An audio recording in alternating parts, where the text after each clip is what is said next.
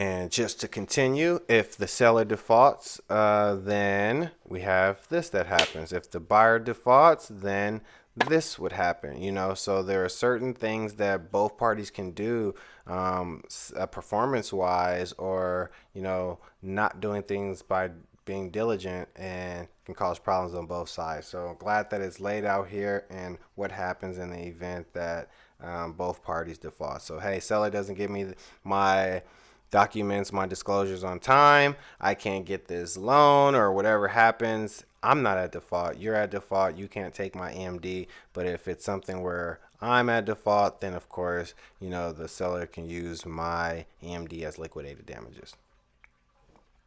We're wrapping this thing up. We're going to go through this because a lot of it is the legal jargon, but again, it's very important. So, this whole section for escrow is just saying that, again, what the instructions for escrow is, how they are to handle any type of problems, where they send money to, who they give money from, or who they take money from, and all the etceteras. All that's going to be explained right here in this section right here. Any unclaimed funds. So if there's any money left in escrow at the end, someone didn't take it out, there's plus minus any amount. What happens with that? Again, for the brokers, just saying that the broker's compensations and fees.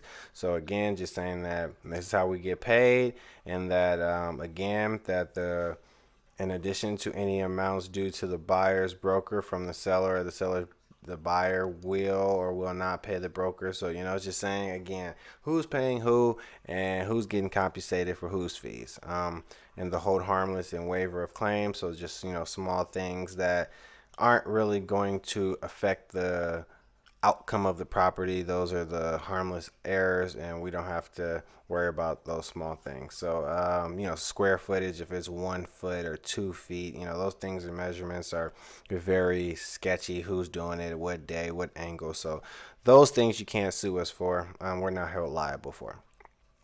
Other matters, of course, definitions, a bunch of definitions about what stands for what, signatures, notices of deliveries, just saying that, we all understand how these things work, what PMI is, what party is, what a receipt means, because in every industry things mean different things. So we just want to get it on this document so we know what business day means, what calendar day means, and what those cutoff times are at midnight. And so we all have an understanding. So you can't say I didn't know what end of day meant, what EOD, what IRC means. So it all has it right here.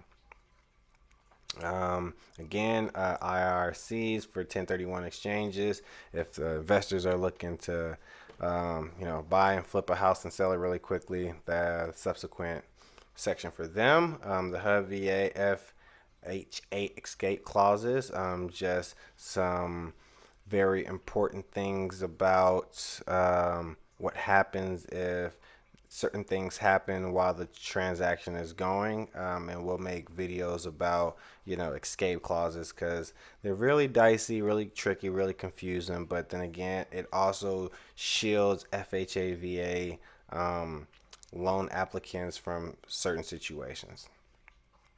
Other essential terms, so just letting all the other things that we didn't state here, we're stating them now. A lot of it is just laws, and any modifications, any changes all have to be in writing, and just all the simple kind of information that you would need to understand what's going on. Again, if someone defaults, or who do you go to, all those things are in these. So again, this is a legal binding contract, so they're advised to seek independent legal or tax advice to review the terms of this agreement. We are real estate agents. We know these documents front and back, but we are not legal professionals, so therefore we can't give you legal advice. Give you real estate advice, I can tell you how the market works, but I can't tell you how the laws work.